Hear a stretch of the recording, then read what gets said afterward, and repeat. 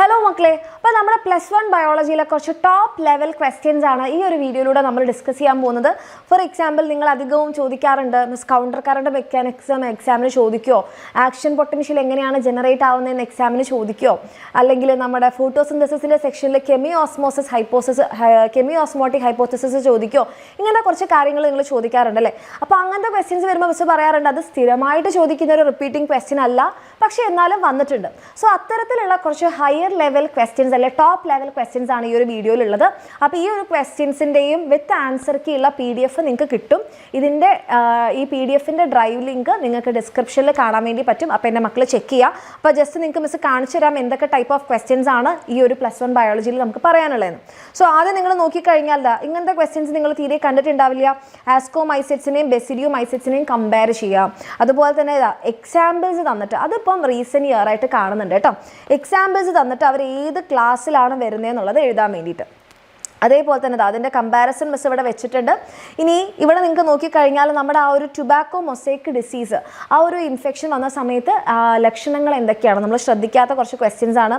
ഇനി proton gradient എങ്ങനെയാണ് നമ്മുടെ കെമിയോ ഓസ്മോട്ടിക് ഹൈപ്പോത്തസിസിൽ ഡെവലപ്പ് ചെയ്യുന്നത്, ആ 3 റീസൺസ് ഓക്കെ 3 റീസൺസ് ആണ്. ആ 3 റീസൺസ് പഠിക്കുക. മോഡൽ എക്സാമിനും കഴിഞ്ഞ തവണത്തെ പബ്ലിക് എക്സാമിനും ഒക്കെ ചോദിച്ചിട്ടുള്ള ക്വസ്റ്റ്യൻ ആണ്. ദെൻ അടുത്തത് ഇവിടെ ഈ ആക്ഷൻ സ്പെക്ട്രം അബ്സോർപ്ഷൻ സ്പെക്ട്രം ഒന്നും നമ്മൾ ഇതുവരെ ഒരു ക്വസ്റ്റ്യൻ ആയിട്ട് കാണാത്ത ആൾക്കാരാണ്. Given account of action spectrum, what is conveyed in absorption spectrum, അവിടെയുള്ള പിഗ്മെൻറ്റ്സ് ഏതൊക്കെയാണ്, എന്താണ് ആൻറ്റിനെ, എന്താണ് reaction centre, complete miss answers ഇവിടെ കൊടുത്തിട്ടുണ്ട്. പിന്നെ ഈ സാധനം എപ്പോഴും നമ്മുടെ കുട്ടികൾ ചോദിക്കാറുണ്ട് മിസ് എക്സ്പെരിമെൻറ്റ്സ് വരുമോ, എക്സ്പെരിമെൻറ്റ്സ് ഇമ്പോർട്ടൻ്റ് ആണോ. അപ്പോൾ നമ്മുടെ സയൻറ്റിസ്റ്റുകളുടെ അവരുടെ എക്സ്പെരിമെൻറ്റ്സും വെച്ചിട്ടുള്ള ഒരു ടേബിളാണ്. അപ്പോൾ ഇതേ രീതിയിൽ ചിലപ്പോൾ നിങ്ങൾക്ക് എക്സാമിന് വരാം. ഇനി അടുത്തത് അതിൻ്റെ ആൻസേഴ്സും വെച്ചിട്ടുണ്ട്. പിന്നെ എങ്ങനെയാണ് ATP സിന്തസിസ് നടക്കുന്നത് കെമിയോ ഓസ്മോട്ടിക് ഹൈപ്പോത്തസിസിലൂടെ. അപ്പോൾ എപ്പോഴും മിസ് ഇത് എക്സ്പ്ലെയിൻ ചെയ്ത് തരാറുണ്ട്. അപ്പോൾ അതിൻ്റെ ഡീറ്റെയിലായിട്ട് എങ്ങനെ എഴുതണം എന്നുള്ളതും കൂടെ ഇവിടെ വെച്ചിട്ടുണ്ട്. കഴിഞ്ഞ ക്ലാസ്സിലാണെന്ന് തോന്നുന്നുണ്ട് അത് ആരും ചോദിച്ചിട്ടുണ്ടായിരുന്നു മിസ് അത് എങ്ങനെയാണ് വരിക എന്നുള്ളത്. അപ്പോൾ എങ്ങനെയാണ് പ്രോട്ടോൺ ഗ്രേഡിയൻ്റ് ഉണ്ടാകുന്ന സമയത്ത് ആ പ്രോട്ടോൺ ഗ്രേഡിയൻ്റ് ബ്രേക്ക് ചെയ്യാൻ വേണ്ടിയിട്ട് F0 F1 കോംപ്ലക്സിലൂടെ പ്രോട്ടോൺസ് ട്രാൻസ്പോർട്ട് ചെയ്യുന്ന സമയത്താണ് നമ്മുടെ ATP സിന്തേസ് എന്ന് പറയുന്ന എൻസൈം ആക്റ്റീവായിട്ടാണ് ATP സിന്തസിസ് നടക്കുന്നത്. ഇനി നമ്മുടെ കാർഡിയാക് സൈക്കിളിൻ്റെയും കാർഡിയാക് ഔട്ട്പുട്ടിൻ്റെയൊക്കെ ഡെഫിനിഷൻസ് ഓക്കെ. പിന്നെ നമ്മുടെ ഇതൊരു റയർ ക്വസ്റ്റ്യൻ ആണ്. സിഗ്നിഫിക്കൻസ് ഓഫ് പൾമണറി സർക്കുലേഷൻ, എന്തിനാണ് പൾമണറി സർക്കുലേഷൻ ഹ്യൂമൻ ബീങ്സിൽ, എറിത്രോസൈറ്റ്സിൻ്റെ function, pacemaker of heart, normal blood പ്രഷറും അതിൻ്റെ ഒരു വേരിയേഷനും. പിന്നെ ഇങ്ങനെ തരും. സാധാരണ നമ്മൾ അതിൻ്റെ ഫംഗ്ഷൻസ് മാച്ച് ചെയ്യാനല്ലേ കണ്ടിട്ടുള്ളൂ. പക്ഷേ ഇവിടെ നിങ്ങൾ നോക്കിക്കഴിഞ്ഞാൽ ഒരു ടേബിൾ തന്നിട്ടുണ്ട്, ഒരു ബ്ലഡ് ടെസ്റ്റ് റിപ്പോർട്ടാണ് നമ്മളോട് പറഞ്ഞത് which constituent of this blood is abnormal. ഇതിൽ ഏതോ ഒന്ന് എബ്നോർമൽ വാല്യൂ ആണ്. അപ്പോൾ ഏതാണ് എബ്നോർമൽ വാല്യൂ എന്ന് പറയുമെങ്കിൽ കറക്റ്റ് വാല്യൂ നമ്മൾ അറിയണം. അപ്പോൾ ഇവിടെ നിങ്ങൾ നോക്കിക്കഴിഞ്ഞാൽ ന്യൂട്രോഫിൽ നമുക്കറിയാം ഏറ്റവും കൂടുതൽ 60 to 65% ആണ്. അപ്പോൾ കുഴപ്പമില്ല. പിന്നെ ലിംഫോസൈറ്റ് നമുക്കറിയാം 20 to 25% ആണ്, അതും കുഴപ്പമില്ല. പിന്നെ നമുക്ക് കൂടുതലുള്ളത് മോണോസൈറ്റ് ആണ്, 6 to 8% ആണ്, അതും കുഴപ്പമില്ല. പിന്നെ ഈസിനോഫിൽ നമുക്ക് 2 to 3% മാത്രമേ വരാൻ പാടുള്ളൂ. പക്ഷേ ഇവിടെ എത്രയുണ്ട് 15%. അപ്പോൾ അയാളാണ് കൂടുതൽ. പിന്നെ അയാളുടെ നോർമൽ ഫംഗ്ഷൻ. അപ്പോൾ ഓരോ ബ്ലഡ് സെല്ലിൻ്റെയും ഫംഗ്ഷൻ നോട്ട് ചെയ്ത് വെക്കാം. പിന്നെ ഇത് നിങ്ങളുടെ ക്രിസ്മസ് എക്സാമിനല്ല മോഡൽ എക്സാമിന് വന്നിട്ടുള്ള ഒരു ക്വസ്റ്റ്യൻ ആണ്. സോറി ഇത് വേറെ മിസ്റ്റേക്ക് ഉണ്ട്. മോഡൽ എക്സാമിന് വന്നിട്ടുള്ളൊരു ക്വസ്റ്റ്യൻ ആണ് മക്കളെ. എത്ര ml ബ്ലഡാണ് ഒരു മിനിറ്റിൽ നമ്മുടെ കിഡ്നി ഫിൽട്ടർ ചെയ്യുന്നത്, അങ്ങനെ ഫിൽട്രേറ്റിൻ്റെ എമൗണ്ട് എത്രയാണ്, അതേപോലെ തന്നെ ഗ്ലോമറുലാർ ഫിൽട്രേഷൻ അൾട്രാ ഫിൽട്രേഷൻ എന്ന് പറയുന്നത് എന്തുകൊണ്ട്. അത് ഈ ഒരു ടോപ്പിക്ക് കുറച്ച് റെയർ ആയതുകൊണ്ട് മിസ് വെച്ചതാണ്. അതുപോലെ ഹെൻലീസ് ലൂപ്പ്, നമ്മുടെ ഈ ഒരു കൗണ്ടർ എങ്ങനെയാണ് ഹെൻലീസ് ലൂപ്പ് യൂറിനെ കോൺസെൻട്രേറ്റ് ചെയ്യാൻ ഹെൽപ്പ് ചെയ്യുന്നത്. കാരണം ഹെൻലീസ് ലൂപ്പിൽ ഒന്നാമത്തത് അതിൻ്റെ ഓപ്പോസിറ്റ് ഫ്ലോ, രണ്ടാമത്തതായിട്ട് ഡെസെൻഡിങ് ലിംബ് വാട്ടറിന് പെർമിയബിളും അസെൻഡിങ് ലിംബ് ഇലക്ട്രോലൈറ്റ്സിന് പെർമിയബിളും. അങ്ങനെ ഇലക്ട്രോലൈറ്റ്സ് എന്ത് ചെയ്യുന്നു, മെഡുലറി ഇൻഡസ്ട്രീഷ്യത്തിൽ എത്തുന്നു, മെഡുലറി ഇൻഡസ്ട്രീഷ്യത്തിൻ്റെ കോൺസെൻട്രേഷൻ കൂടുന്നു. ഇനി അടുത്തത് ആരോ ഒരാൾ കഴിഞ്ഞൊരു ലൈവിൽ മിസ്സിനോട് ചോദിച്ചൊരു ക്വസ്റ്റ്യൻ ആയിരുന്നു, മിസ് എന്തുകൊണ്ടാണ് നമുക്ക് തണുപ്പ് കാലത്ത് യൂറിൻ്റെ എമൗണ്ട് കുറവും ചൂട് കാലത്ത് യൂറിൻ്റെ എമൗണ്ട് കുറവും. യെസ്, അപ്പോൾ തണുപ്പ് കാലത്ത് യൂറിൻ്റെ എമൗണ്ട് കൂടാൻ കാരണം നമ്മുടെ ശരീരത്തിൽ ആവശ്യത്തിന് വെള്ളമുണ്ട്. അപ്പോൾ കിഡ്നിയിൽ നിന്ന് വെള്ളത്തിൻ്റെ റീഅബ്സോർപ്ഷൻ നടക്കുന്നില്ല, അപ്പോൾ യൂറിൻ്റെ എമൗണ്ട് കൂടും. പക്ഷേ ചൂട് കാലത്ത് നമ്മൾ സ്വെറ്റ് ചെയ്ത് പോകും. അപ്പോൾ ബോഡി ഫ്ലൂയിഡിൻ്റെ അളവ് കുറയുമ്പോൾ നമ്മുടെ യൂറിനിൽ നിന്ന് വെള്ളത്തിന് റീഅബ്സോർബ് ചെയ്യും, അങ്ങനെ യൂറിൻ്റെ എമൗണ്ട് കുറയും. ഇനി കൗണ്ടർ കറണ്ട് മെക്കാനിസം എങ്ങനെയാണ് മെഡുലറി ഇൻഡസ്ട്രീഷ്യത്തിൻ്റെ കോൺസെൻട്രേഷൻ കൂട്ടുന്നത്. അപ്പോൾ അവിടെ നമ്മൾ ആരൊക്കെ പറയണം? ഹെൻലീസ് ലൂപ്പിൻ്റെയും ഓസാറെക്ടയുടെയും ഓപ്പോസിറ്റ് ഫ്ലോ പറയണം. അതേപോലെ തന്നെ നമ്മൾ എന്ത് പറയണം? അവരെങ്ങനെയാണ്, എന്തൊക്കെ എലിമെൻറ്റ്സ് ആണ് നമ്മളെ ഈ ഒരു കോൺസെൻട്രേഷൻ ഗ്രേഡിൽ കൂട്ടുന്നത്? ഒന്നത് യൂറിയ, രണ്ടാമത്തത് NaCl. മെഡുലറി ഇൻഡസ്ട്രീഷ്യത്തിൻ്റെ കോൺസെൻട്രേഷൻ കൂട്ടിക്കഴിഞ്ഞാൽ കളക്ടിങ് ഡക്റ്റിൽ നിന്ന് വെള്ളം പുറത്തേക്ക് വരും. ഇതെന്താ, എങ്ങനെയാണ് ഒരു ആക്ഷൻ പൊട്ടൻഷ്യൽ ഡെവലപ്പ് ചെയ്യുന്നത്? അപ്പോൾ ആദ്യം നമുക്കൊരു റെസ്റ്റിംഗ് മെംബ്രെയിൻ പൊട്ടൻഷ്യൽ ഉണ്ടാകും. ഈ റെസ്റ്റിംഗ് മെംബ്രെയിനിലേക്ക് ഒരു സ്റ്റിമുലസ് വരുന്ന സമയത്ത് അവിടെ മെംബ്രെയിൻ പെർമിബിലിറ്റി ചേഞ്ച് ചെയ്യും. സോഡിയം അയോൺസ് ഉള്ളിലേക്ക് വരുമ്പോൾ ഉള്ളിൽ പോസിറ്റീവും പുറമേ നെഗറ്റീവ് ആവും. ഈ ഡിഫറൻസ് ഇൻ ചാർജ് ഡിസ്ട്രിബ്യൂഷൻ ആണ് ആക്ഷൻ പൊട്ടൻഷ്യൽ. ഇവിടെ നമ്മളോട് ചോദിച്ചത് എങ്ങനെയാണ് ആക്ഷൻ പൊട്ടൻഷ്യൽ ഡെവലപ്പ് ചെയ്യുന്നതാണ്. ഇനി വേറൊരു ക്വസ്റ്റ്യൻ നോക്കിക്കേ. Diagrammatically represent polarised depolarised state. Polarised state എന്ന് പറയുമ്പോൾ പുറത്ത് പോസിറ്റീവ് ഉള്ളിൽ നെഗറ്റീവും. ഡീപോളറൈസ്ഡ് സ്റ്റേറ്റ് എന്ന് പറയുമ്പോൾ ഒരിക്കലും മൊത്തത്തിൽ പുറത്ത് നെഗറ്റീവും മൊത്തത്തിൽ പുറത്ത് പോസിറ്റീവ് ആക്കരുത്. അങ്ങനെ സംഭവിക്കാറില്ല. സെഗ്മെൻറ്റ് വൈസ് ആണ് സംഭവിക്കുന്നത്. അപ്പോൾ ഒരു ഭാഗം മാത്രമാണ് ഡീപോളറൈസ്ഡ് ആവുക. പിന്നെ ഈ ചാർജ് ഇങ്ങനെ അടുത്ത ഭാഗത്തേക്ക് കണ്ടക്ഷൻ നടക്കുകയാണ് ചെയ്യുക. അപ്പോൾ ആ ഡയഗ്രാം പ്രത്യേകം ശ്രദ്ധിക്കുക. മൊത്തത്തിൽ ഡീപോളറൈസ്ഡ് എന്ന് പറഞ്ഞ് ഉള്ളിൽ പോസിറ്റീവും പുറത്ത് നെഗറ്റീവും കൊടുക്കരുത്, അത് തെറ്റാണ്. ഓക്കെ. ഇനി describe how resting potential of neuron is maintained. Resting potential develop ആവാൻ കാരണം ഇവിടെയുള്ള സോഡിയം പൊട്ടാസ്യം പെർമിബിലിറ്റി ചേഞ്ച് ആണ്. അപ്പോൾ പൊട്ടാസ്യം ചാനൽസിലൂടെ എന്ത് ചെയ്യുന്നുണ്ട്? പൊട്ടാസ്യം പുറത്ത് പോകുന്നുണ്ട്, പക്ഷേ സോഡിയം ഉള്ളിലേക്ക് വരുന്നില്ല. അപ്പോൾ പുറത്തേക്ക് കുറേ പോസിറ്റീവ് ചാർജ് പോകുന്നുണ്ട്, ഉള്ളിലേക്ക് ആരും വരുന്നില്ല. രണ്ടാമത്തത് നെഗറ്റീവ്ലി ചാർജ്ഡ് പ്രോട്ടീന് പുറത്ത് പോകാനും പറ്റുന്നില്ല. അപ്പോൾ പുറമേ പോസിറ്റീവും ഉള്ളിൽ നെഗറ്റീവ് ആവും. ഇത് മെയിൻറ്റെയിൻ ചെയ്യുന്നത് സോഡിയം പൊട്ടാസ്യം പമ്പാണ്. 3 സോഡിയം അയോൺസിനെ പുറത്തേക്ക് വിടുമ്പോൾ 2 പൊട്ടാസ്യം അയോൺസ് മാത്രമേ ഉള്ളിലേക്ക് വരുന്നുള്ളൂ.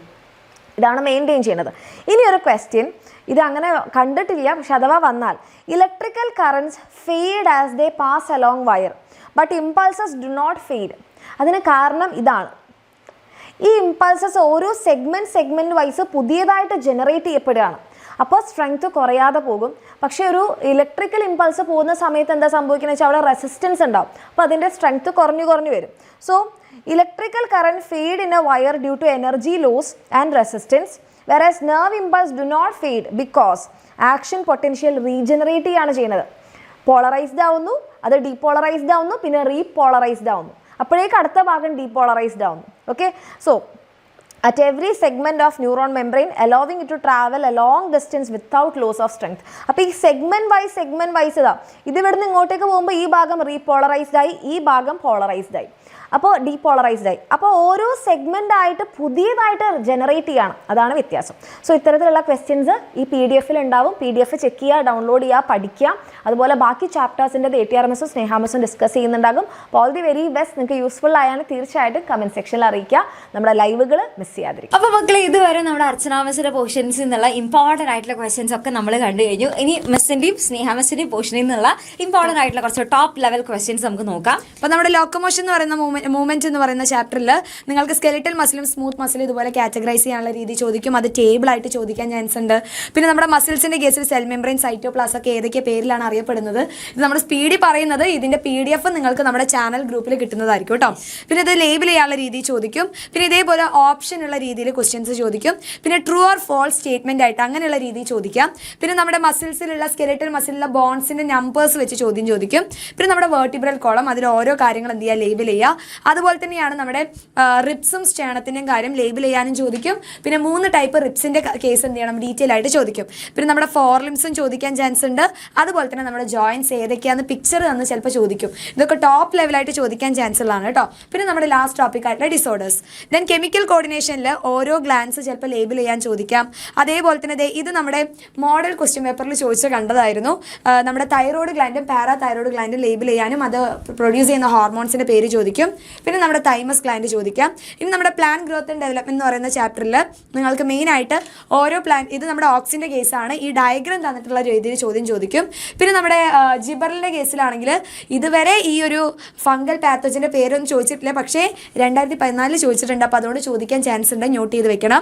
പിന്നെ നമ്മുടെ എതിലിൻ്റെ കാര്യം ചോദിക്കും. പിന്നെ 2 ടേബിളായിട്ട് ഓക്സിൻ്റെയും ജിബറിൻ്റെയും ഫംഗ്ഷൻ എന്ത് ചെയ്യണം, ടേബിളായിട്ട് മാറ്റി എഴുതണം. ഇത് നമ്മുടെ റെസ്പിറേഷൻ ഇൻ പ്ലാന്റ്സ് എന്ന് പറയുന്ന ചാപ്റ്ററിൽ മെയിനായിട്ട് ചോദിക്കുന്നത് നമ്മുടെ TCA സൈക്കിളാണ്.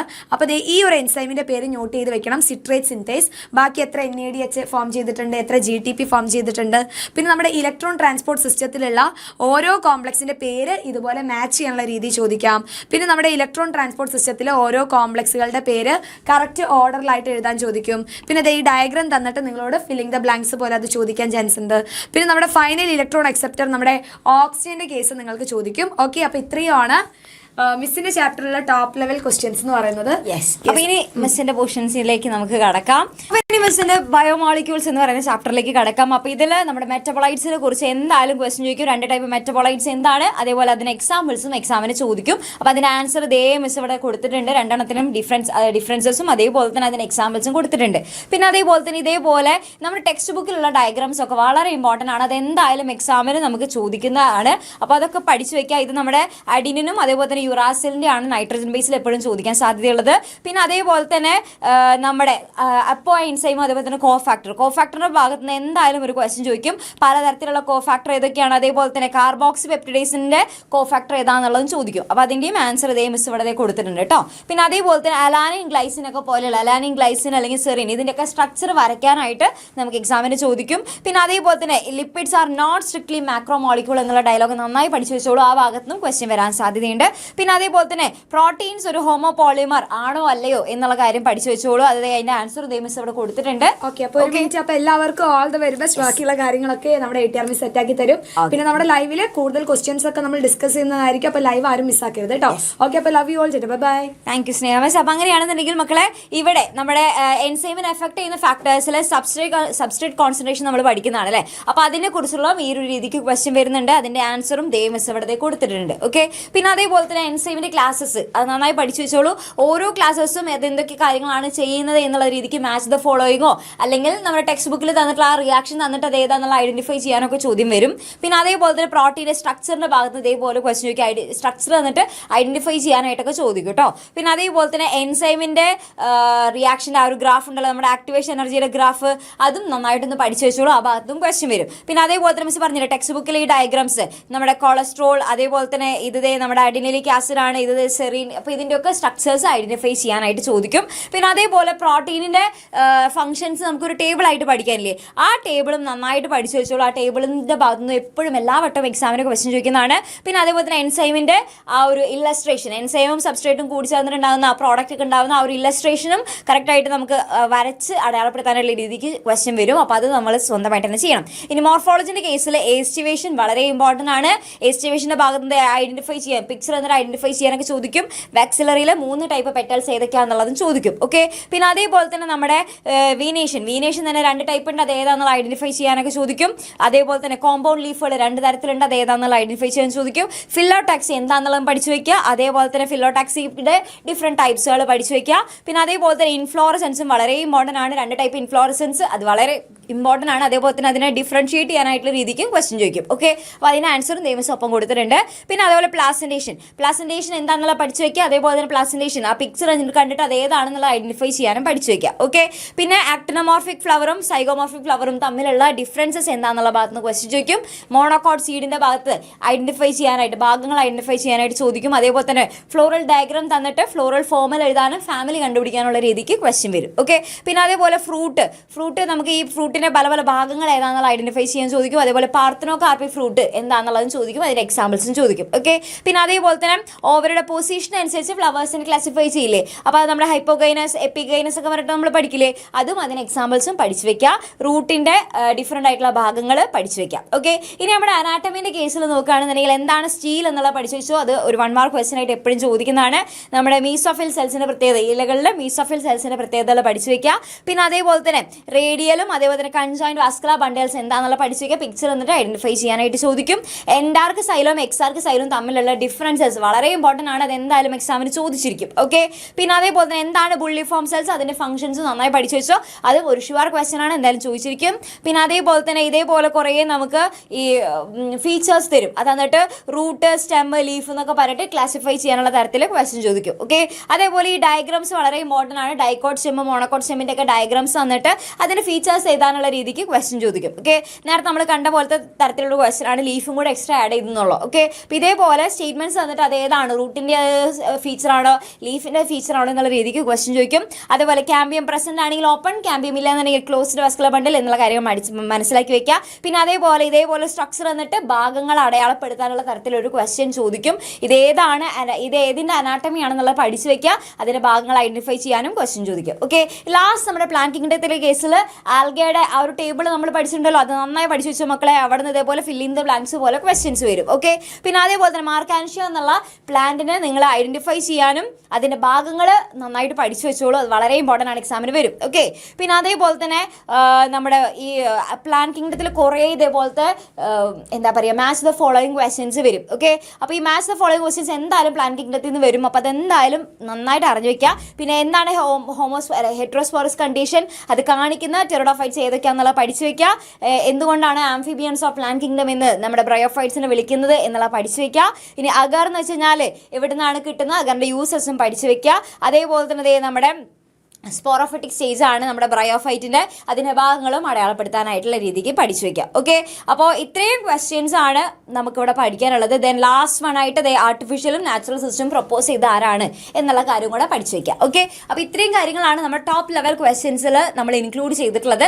അതിൻ്റെ ആൻസേഴ്സും ഒപ്പം തന്നെ ഇവിടെ കൊടുത്തിട്ടുണ്ട്. അപ്പോൾ ഇനി നിങ്ങൾ എന്താ ചെയ്യേണ്ടതെന്ന് വെച്ച് കഴിഞ്ഞാൽ ജസ്റ്റ് എന്ത് ചെയ്യുക, ജസ്റ്റ് നമ്മുടെ ഡിസ്ക്രിപ്ഷനിലൊക്കെ ആയിട്ട് ഇതിൻ്റെ ലിങ്ക് കൊടുത്തിട്ടുണ്ടായിരിക്കും. ആ ലിങ്കിൽ നമ്മുടെ PDF ഡൗൺലോഡ് ചെയ്ത് വെച്ചിട്ടുണ്ടായിരിക്കും, അപ്ലോഡ് ചെയ്ത് വെച്ചിട്ടുണ്ടായിരിക്കും. അത് കറക്റ്റായിട്ട് എന്ത് ചെയ്യുക, ഡൗൺലോഡ് ചെയ്യുക, പഠിക്കുക. Okay, ready? അപ്പോൾ നന്നായിട്ട് പഠിച്ചു വെച്ച് പൊക്കോളൂ. ഇതൊക്കെ വളരെ ഇമ്പോർട്ടൻ്റ് ആയിട്ടുള്ള ഷുവർ ക്വസ്റ്റ്യൻസ് ആണ്. ഓക്കെ, അപ്പോൾ എല്ലാവർക്കും നന്നായിട്ട് എക്സാം ഒക്കെ എഴുതാനായിട്ട് സാധിക്കട്ടെ. എല്ലാവർക്കും ഓൾ ദ വെരി ബെസ്റ്റ്.